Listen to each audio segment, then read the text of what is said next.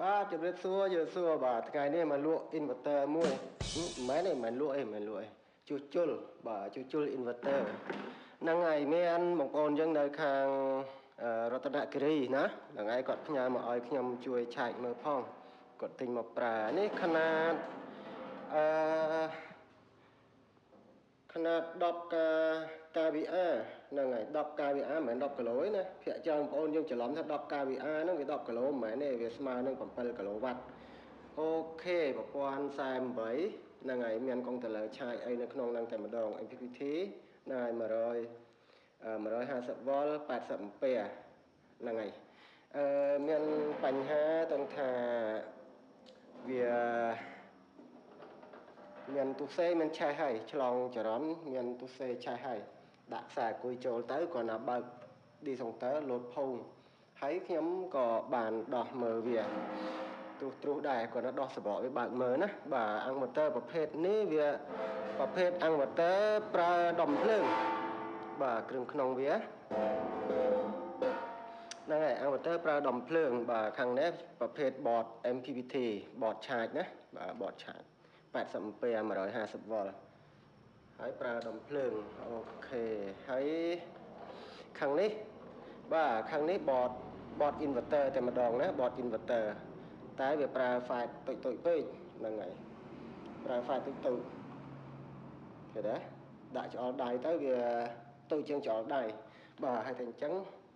វាប្រឈមនឹងគ្រោះថ្នាក់ច្រើនកាលណាយើងប្រើទាញកម្លាំងខ្លាំងវាអាចនឹងឆេះបានបាទហើយដោយ board ដែលខ្ញុំមាននេះ board ដែលថាខ្ញុំតម្លើង inverter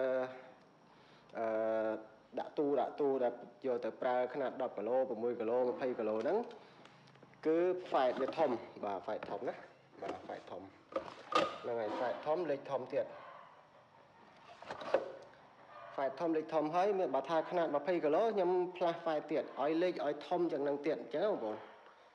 មកវារោងចក្រលេខប៉ុណ្ណឹងហើយតែខ្ញុំផ្លាស់លេខឲ្យធំយ៉ាងហ្នឹងទៀតអូខេហ្នឹងហើយនេះបាទប្រភេទ board វា board តម្លៃភ្លើងពី48 V DC ចេញមក220 AC ហ្នឹងបាទ board វាត្រឹមនេះហ្នឹងហើយត្រឹមនេះយ៉ាងតូចដែរเนาะបាទហើយ board នេះ board ប្រភេទ board ផ្លាស់ប្ដូរភ្លើងបាទ board គេហៅ board auto ATS បាទផ្លាស់ប្ដូរភ្លើងចេញចូលពេលភ្លើងអាំងម៉ូទ័រយើងអស់ចឹងទៅវាប្ដូរទៅភ្លើងរត់បាទនេះ board ATS ហ្នឹងហើយអត់មាននេះច្រើនថ្ងៃនេះខ្ញុំគិតថាខ្ញុំឆ្លៀតបាទខ្ញុំឆ្លៀតពូខាងគាត់នៅប្រើគាត់នៅខាងតំបន់ដែលថាអត់មានអគ្គិសនីចូលទៅដល់ដែរណាហ្នឹងហើយគាត់នៅប្រើការក្នុងផ្ទះក្នុងអីចឹងទៅបាទអូខេថ្ងៃនេះខ្ញុំឆ្លៀតបាទឆ្លៀតមកចាំលើកដាក់លើតុទៅហ្នឹងហើយខ្ញុំដោះបតដោះអីទៅឆែកឬមួយក៏ដោះបតមុនបាទដោះឡើងទៅលើតុក៏បានបើថាលើកទាំងអស់ទៅវាហាងធ្ងន់ដែរវាប្រើដុំភ្លើងណាបងប្អូនអូខេអត់មានអីច្រើនបងហ្នឹងគាត់នៅមកបង្ហាញគឺខាងអាំងបតើខាងអីក៏ខ្ញុំទទួលជួសជុលដែរហ្នឹងហើយពាក់ព័ន្ធពីប្រព័ន្ធបំលាញភ្លើងពីសូឡាមក220ហ្នឹងហើយដែលយើងហៅខ្លីៗថា inverter បាទអូខេសូមបញ្ចប់វីដេអូនេះត្រឹមនេះបងប្អូនមានចំណាប់អារម្មណ៍អីក៏អាចឆាតសួរមកនិយាយមាត់ជពាក់គ្នាអស់ឆាតសួរមកណាហ្នឹងហើយបើថាអាចជួសជុលបានក៏ជួសជុលបើតែជួសជុលមិនបានទេក៏មានតែគាត់ចោលតែអានេះបើថាយើងជួសជុលអត់បានបតវាខូចមែនតើបើថាបើសិនណារកទិញបត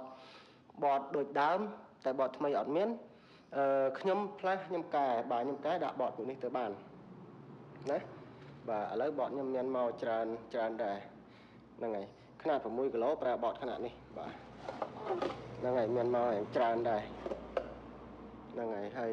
MPPT ឆាចអីបាទຂະຫນាត100 ampere ហ្នឹងនៅមានបាទឧបករណ៍នៅមានខ្លះកប៉ិកប៉ុកអីនៅមានខ្លះដែរហ្នឹងហើយអូខេសូមបញ្ចប់វីដេអូឲ្យត្រឹមនេះចាំហើយអញ្ចឹងទៅចាំខ្ញុំអាប់ដេតឲ្យមើលសារថ្មីអរគុណច្រើន